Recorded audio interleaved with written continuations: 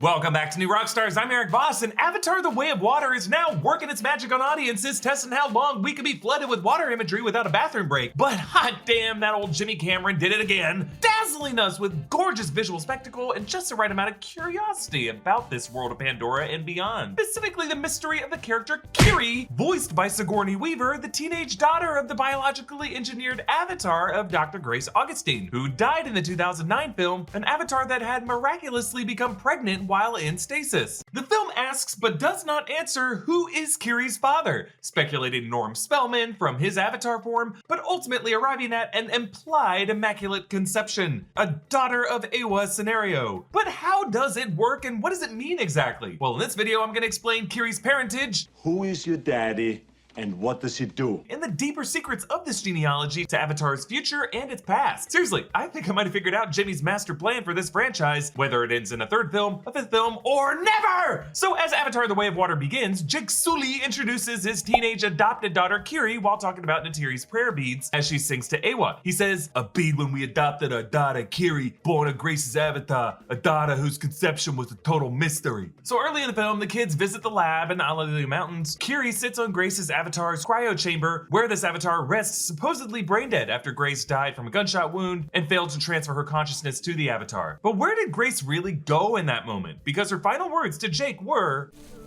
"I'm with her, Jake. She's real." Suggesting that Grace became one with Eywa in that moment. But again, what is Eywa actually? Is Eywa really a god in this universe or something more specific? Well, as Kiri marvels at her sleeping mother, they play a video log of Grace right before she died. Grace says, "Maybe I'm just losing it out here, but I'm seeing real evidence of a systemic response on a global level. I won't use the term intelligence. It's really awareness is a better word. It's like the entire biosphere of Pandora is aware and capable of this cognitive response. I can't say more, they'll crucify me." Intelligence versus awareness. Crucify. Key terms that help us decode this mystery. But the kids speculate on this question on behalf of the audience, saying, "So who do you think knocked her up? I'm pretty sure it was Norm." "Yeah, totally." Kiri responds, "You do not deserve to live." The boys say, "Oh, come on, think about it. He's a teacher's pet. He's at the lab with her all the time." Kiri says, "I would kill myself. I would drink acid." Which, yikes, sorry, Norm. I mean, he's not that bad of an option. But the brothers look at Norm in the video, ogling Grace, and say, "Hey, you're right. He's in every shot. Look, he's giving her the looks." So I'm thinking their two avatars go off in the woods all alone. But then Spider ends the speculation. "Guys, sometimes it's not too good to know who your father is." So throughout the movie, Kiri has more of a connection with the natural world than the others. She lays in a meadow with the breeze flowing through the grass, matching her breathing and her heartbeat as these little Eywa float down upon her. The other members of the Sully family struggle to adapt to the Metcaina reef, but Kiri takes to it naturally. She seemingly never has to come up for a breath. Then in the moment where Rhea brings them to the underwater spirit tree of the Metcaina during the eclipse, and Kiri bonds with the stems, she's transported to a realm where she talks to the spirit of her mother's human form, Sigourney Weaver as Grace. She says, "My beautiful daughter, I'm so happy to see you. Why are you troubled?" And Kiri bursts into tears, and Grace comforts her. "Shh, my sweet, sweet girl, it'll be okay. What is it, baby?" And Kiri asks the core questions we're all wondering about. Why am I different? What does the great mother want from me? Who is my father? And before Grace can answer, she doubles over in pain and gets pulled back into a dark void, and Kiri suffers a seizure. In the third act of the film, Kiri becomes a guardian angel, using the glowing sea creature as angel wings and using a trail of glowing Eywa to light the path through the sunken whaling ship for her family to escape back to the surface. And obviously, Kiri has a very important role to play in the future films and a much stronger union with Eywa than any other character. In an earlier scene, she tells Jake, I hear her heartbeat. She's so close. So what does her heartbeat sound like?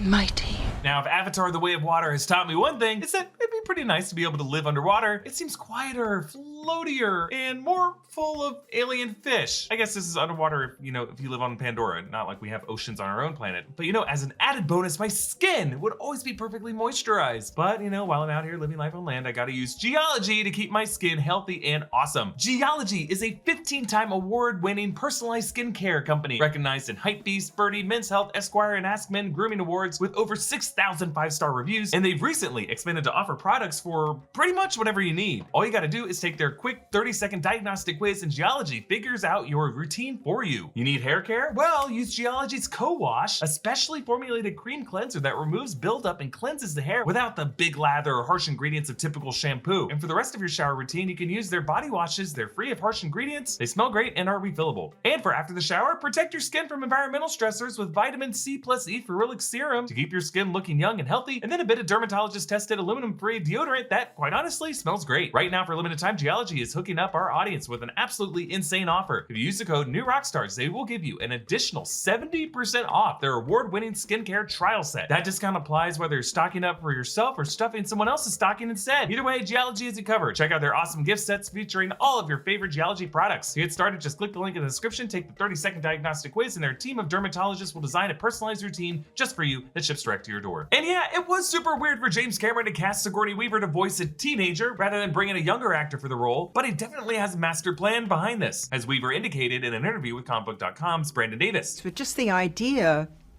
and you know, Jim is crazy enough to cast me as a 14-year-old. And as he said that day, and several times afterward, this is your natural age. You are 14. You are that immature. I don't think he was as worried as I was when he told me. I was like, all right, how am I going to do this? But luckily, I had plenty of time to figure out not only how to do it, but how I wanted to do it, which was not imitating a 14-year-old, but really unearthing my unhappy 14-year-old in some ways. So I think it's obvious that Kiri's father is not Norm, but rather there is no father. Kiri is a child of Eywa, immaculately conceived like Anakin Skywalker was by the Force. But what is less obvious is who Eywa is, or what it is. Well, James Cameron got the name Eywa as a reversal of Yahweh, the Hebrew name for God. We also know that Eywa did not originate from Pandora, and that the Na'vi associate 3 laws with Eywa. You shall not set stone upon stone, neither shall you use the turning wheel, nor use the metals of the ground. In this film, Pandora is no longer a mining colony for the unobtainium metal, but a new resource extracted from the whales, Amrita, which stops human aging. Now, actually, Amrita is a Sanskrit word meaning nectar for immortality, and in real-world yoga practices, Amrita is considered to be produced by the human body once the flow of Kundalini through the central channel becomes strong. I know, James Cameron has us all watching his movies in 3D glasses doing the child's pose. But there is a real theory among biologists that all of reproduction is actually a mere mechanism